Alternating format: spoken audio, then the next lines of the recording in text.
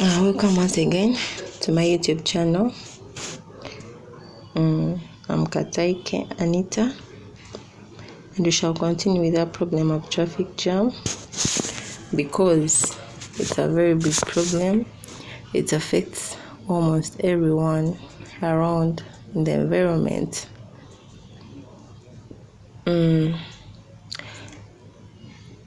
Traffic jam, it's a line or lines of stationary or very slow moving traffic that could be caused by roadworks, accidents, heavy congestion. You can talk of small roads. It's a very big problem.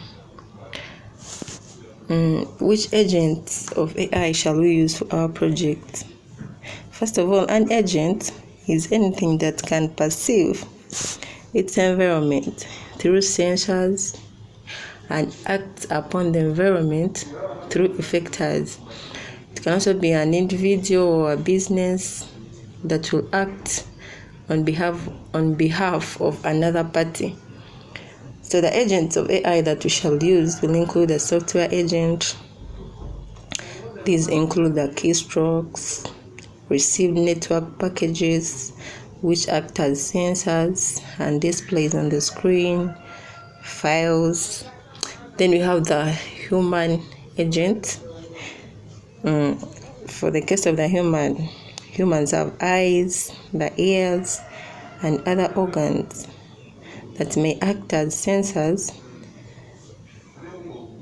and hands, legs, and other body parts that may at the same time act as actuators. Then you have the robotic agent. So this has cameras which act as sensors and various motors acting as actuators.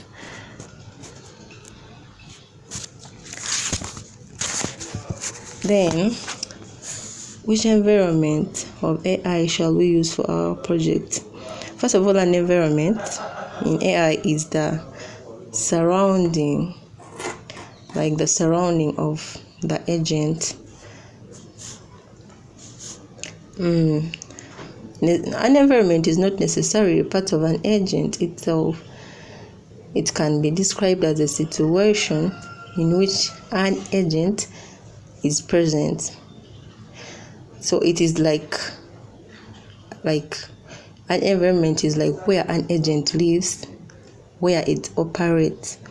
So the environment we shall use here, we have the fully observable environment.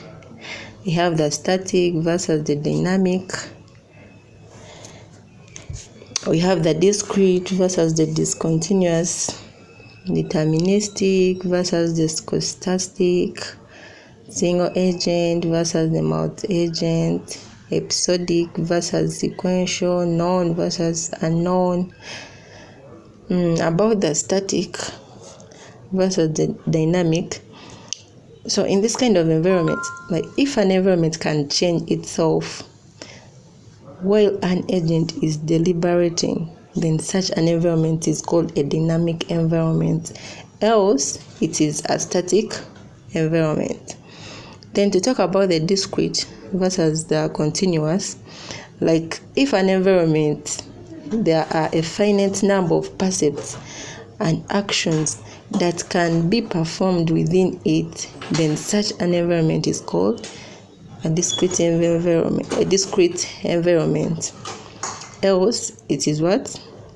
It is continuous. Then when I talk about the deterministic versus the stochastic, like if an agent's current state and selection action can completely determine the next state of the environment, then if it can determine like the next state of the environment, then it's called deterministic environment.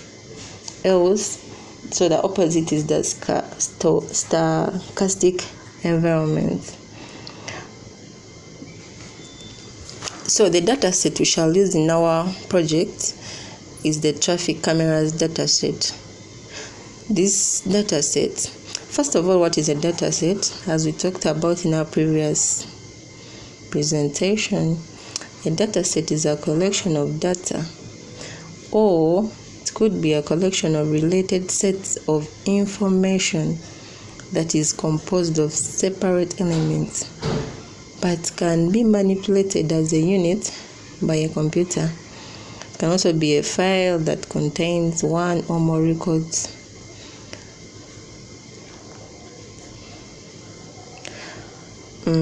As we continue, so with this data set, it does not include polls, supporting only nameplate signs and parking enforcement signs. Some of the traffic control devices are traffic control signs, traffic signals, traffic arms, and cameras. Then we shall talk about informed search. What is informed search? What do you know about informed search? Like, this is an algorithm that contains information regarding the goal set. And how shall we apply it in our project? So, informed search can enable us to find the best node to be visited next. Like, we can use an evaluation function which assists the child node to decide on which node to be visited next. Then we traverse to the next node with the least FN value. Depending on the FN, we have two informed search algorithms. We have the greedy search and the A search algorithm. Then we have also the uninformed search. Uninformed search is an algorithm that has no additional information on the goal node other than the one provided in the problem description. So as the name goes, like, it means like the machine can blindly follow the algorithm regardless of whether right or wrong, efficient or inefficient. So how shall we apply it in our project? So in this algorithm, we have the depth first search algorithm, which is an algorithm for traversing tree data structures by starting at the root node and exploring deeper into the tree branch. So how shall we apply it? So we take the current node,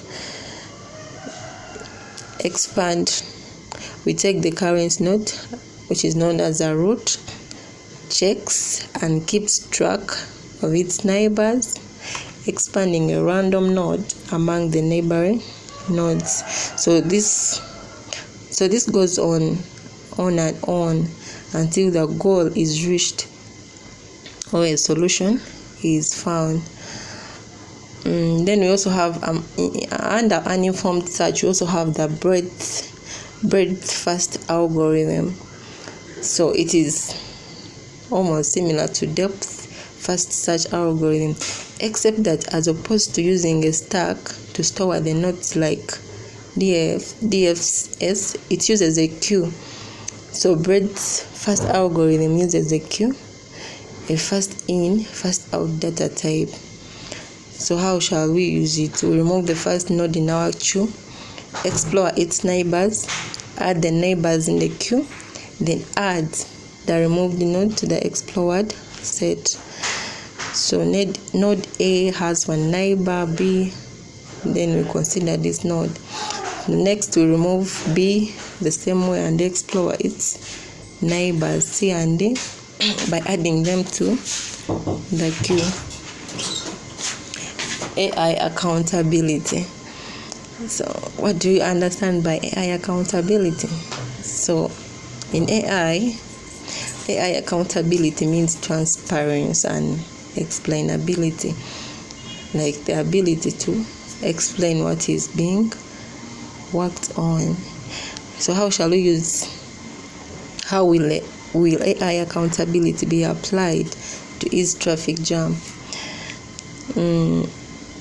AI accountability can help predict and control the flow of people,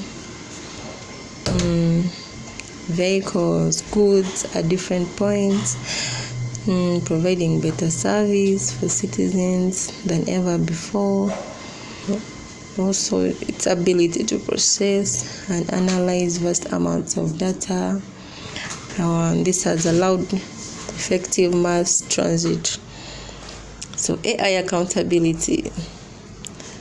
To talk more about it, like something like fairness, like meaning free of unintended and unacceptable biases. It's robust in that it holds up to external pressures such as cyber security attacks. Thanks for listening in. I think we shall stop there for today. Thanks for listening in once again, and I urge you to continue following my YouTube channel as we move on and get more and more videos. God bless you.